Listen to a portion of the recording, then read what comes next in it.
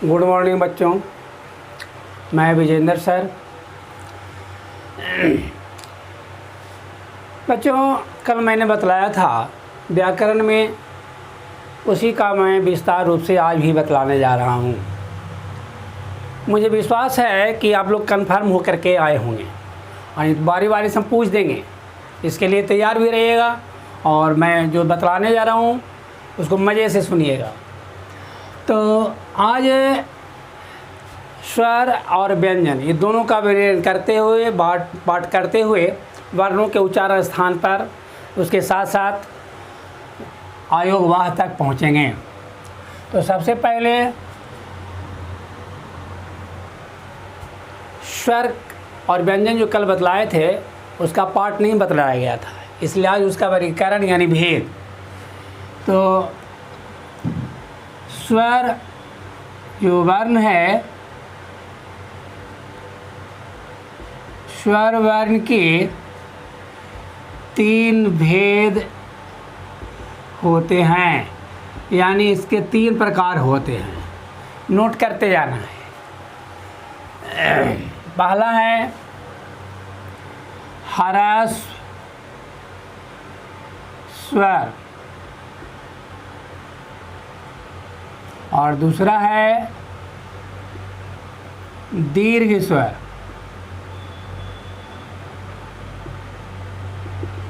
और तीसरा है प्लुत स्वर। अब बारी बारी से देखेंगे। पहले मैं यहाँ कुल जो टोटल स्वर है उसका उतार देता हूँ। आ ह्रस्व ई, दीर्घ ई, ह्रस्व उ, दीर्घ उ, ए, ऐ, ओ, औ। ये स्वर की जो संख्या है 11 है और इसी 11 को यहाँ कहा गया है कि 3 भेद होते हैं।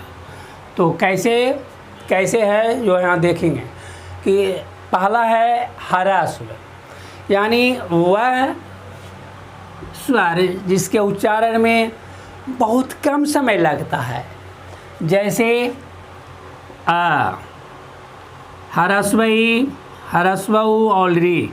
ये जो 4 जो वर्ण आ गए स्वर वर्ण, ये 4 जो हैं ह्रस्व के उदाहरण हैं। यानी इस प्रकार हम कहेंगे कि वह स्वर जिसके उच्चारण में बहुत कम समय लगता है उसे ह्रस्व स्वर कहते हैं।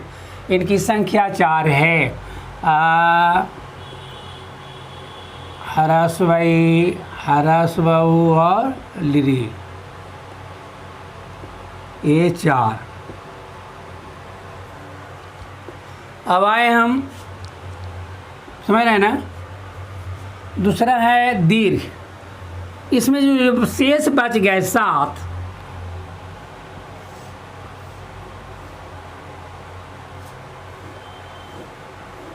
ये 7 जो है, ये 7 दीर्घ के उदाहरण हैं। इसी को कहा जाता है दीर्घ स्वर। अब कैसे, यानी वह स्वर जिसके उच्चारण में ह्रस्व की अपेक्षा डबल यानी दुगना समय लगता है उसे दीर्घ स्वर कहते हैं। नोट करना होगा। जैसे आ प्लस आ, यानी डबल ह्रस्व है यहाँ। तो ये 1 2, ये दोनों को मिलाने से यहाँ हो गया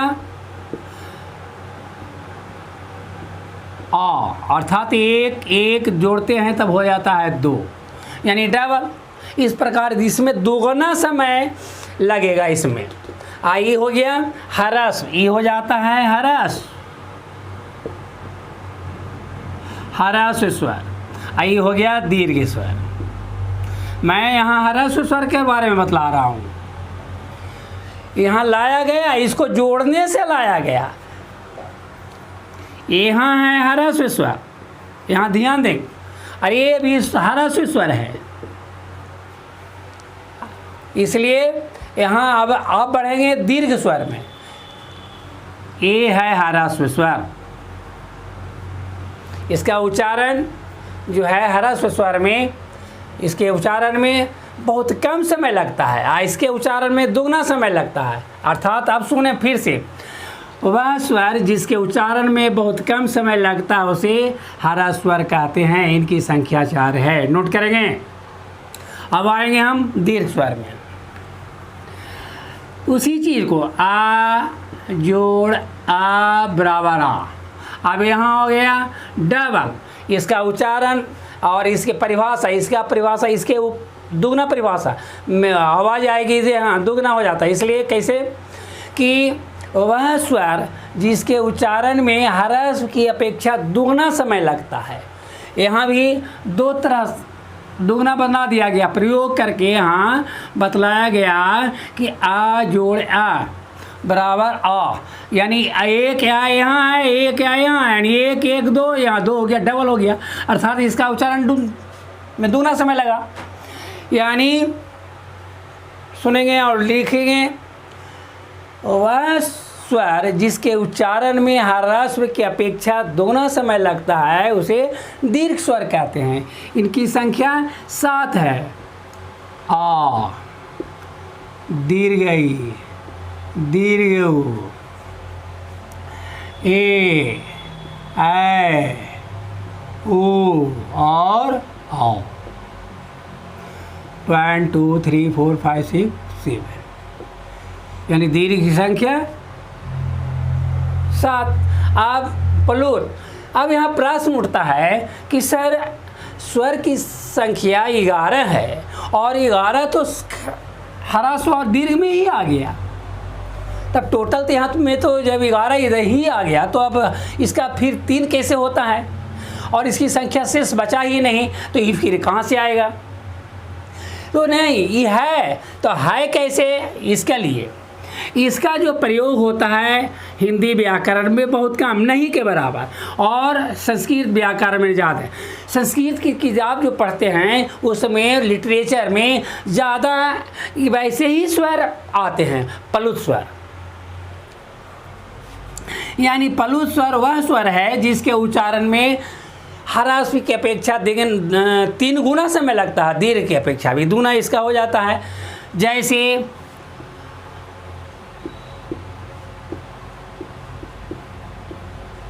ये जो 2 शब्द जो लिखे इसके उच्चारण देखा जाए, यहाँ 3 है। कैसे कैसे?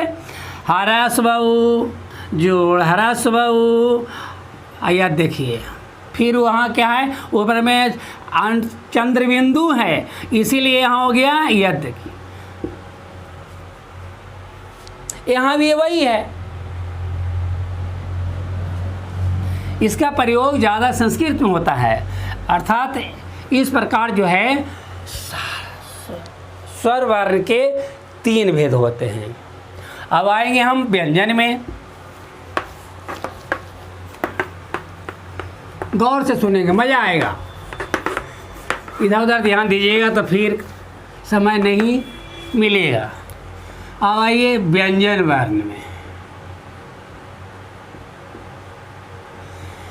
जिस प्रकार से स्वर के 3 भेद बतलाए गए हैं, ठीक वैसे ही इसके भी 3 पार्ट होते हैं। व्यंजन की संख्या तो मैंने यहाँ बतला दिया, व्यंजन में 33 हैं, या यही 33 को 3 भाग में। जैसे पहला है स्पर्श, स्पर्श व्यंजन। गौर से, ये है 25, और 25 कैसे है? का वर्ग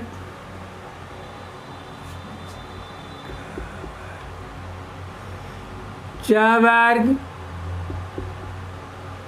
ट वर्ग त वर्ग और प वर्ग। इस प्रकार से स्पर्श व्यंजन कितने आ जाते हैं? 25। और दूसरा है अंतस्थ,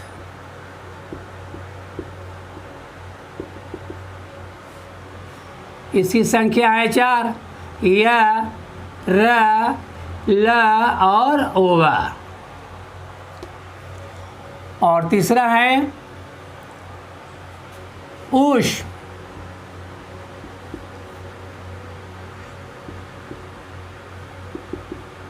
इसकी संख्या है 4।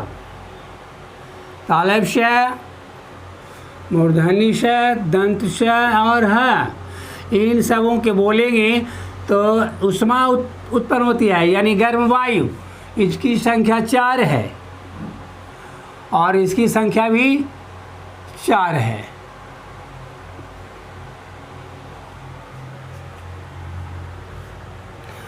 अब आइए फिर ये जो क वर्ग, च वर्ग, ट वर्ग, त वर्ग और प वर्ग, ये 5 जो है, पांचों का उच्चारण स्थान देखिए। क वर्ग का उच्चारण स्थान कंठ है, यहाँ कर दीजिए उच्चारण स्थान।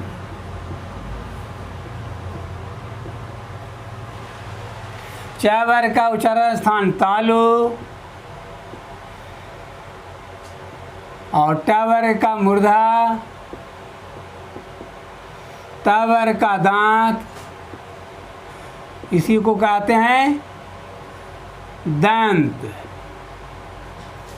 सुन रहे हैं? और प का उच्चारण स्थान ओष्ठ है।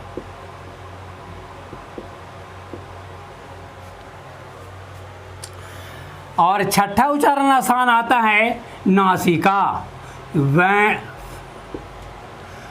1 2 3 4 और 5, छठा आ जाता है नासिका। नासिका का अर्थ होता है नाक। ये जो है आयोग जो वाह है, उसका उच्चारण स्थान ये है आयोग वाह। इसका उच्चारण स्थान जो है आयोवाह का। ऐसे पंचमाक्षर जो है, यानी क वर्ग का 5वां अक्षर अंगा, च वर्ग का 5वां अक्षर इया, ट वर्ग का 5वां अक्षर टवर्गी न, त वर्ग का 5वां अक्षर न, प वर्ग का 5वां अक्षर। इन पांचों का उच्चारण स्थान जो 5 है प वर्ग में, यानी प्रत्येक वर्ग के 5वें अक्षर को पंचवां अक्षर जो कहा जाता है। इन पांचों के अभी उच्चारण स्थान क्या है? नासिका ही है। और आयोग वाह जो है, इसका उच्चारण नासिका है। इस प्रकार जो है इधर उच्चारण स्थान 6 हो जाता है और इधर कौन कौन? कंठ, तालु, मूर्धा, दांत, ओष्ठ और नासिका। इस प्रकार ये जो है व्यंजन के 3 प्रकार हैं, यानी 3 भेद बतलाए गए।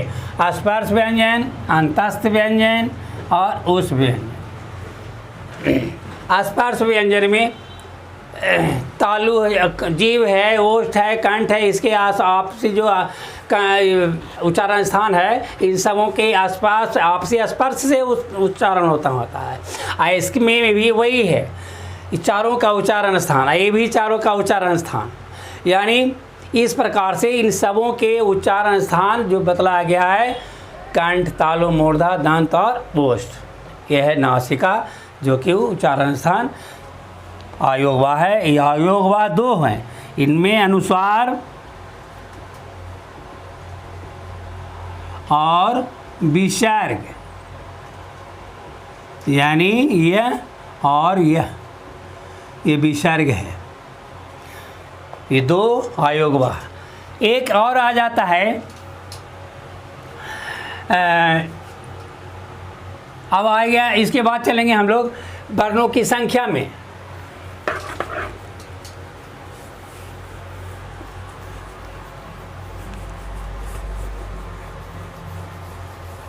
देखिएगा, वर्णों की संख्या को देखने के लिए बहुत सावधानी से देखना होगा। वर्णों की कुल संख्या बतलाया जा रहा है 52। कैसे कैसे यहाँ देखेंगे। स्वर वर्ण 11 हैं,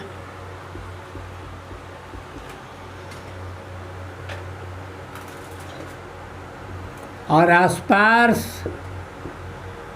व्यंजन वर्ण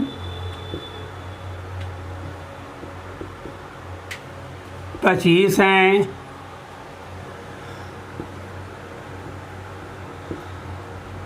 अंतस्थ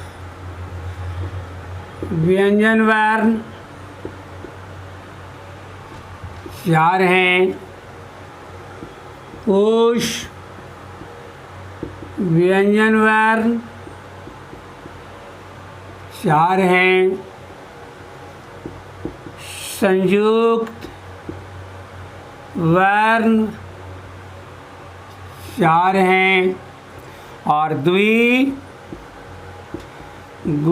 वर्ण ये 2 हैं।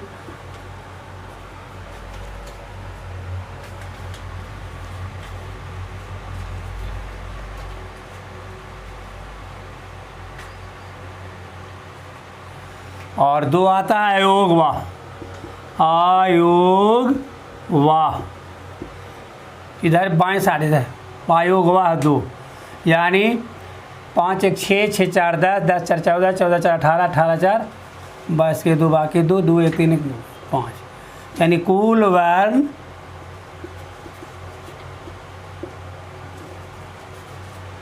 अभी आयोग वाह ये 2 है। अनुस्वार और विसर्ग, द्विगुण वर्ण ड और ढ, संयुक्त वर्ण संयोगिक क्ष त्र ज्ञ और श्र, ऊष्म वर्ण तालव्य श मूर्धन्य श दंत श और ह, अंतस्थ वर्ण य र ल और व अंतस्थ वर्ण, और ये क वर्ग से प वर्ग तक, क वर्ग ध्यान से, क वर्ग से प वर्ग तक ये हो जाते हैं स्पर्श व्यंजन। इस प्रकार स्वर और व्यंजन के कुल संख्या है मिलाकर 52 आते हैं। यानी आज जो है स्वर के भेद, ह्रस्व स्वर, दीर्घ स्वर, प्लोत व्यंजन के भेद, स्पर्श व्यंजन, तस्थ व्यंजन, ऊष्म व्यंजन, वर्णों का वर्ग उच्चारण स्थान और विभाग, यहाँ तक मैंने आज बतलाया। कोई दिक्कत हो तो पूछ लेंगे, हाँ फिर फ़ोन से कंसल्ट कीजिएगा और आगे की जो पढ़ाई होगी संज्ञा पर ध्यान दे करके आएंगे। इसको आप घर पर भी पढ़ लीजिएगा, एक बार ज़रा सा एक बार पढ़ लीजिएगा तो यहाँ भी पढ़ने में आनंद आएगा।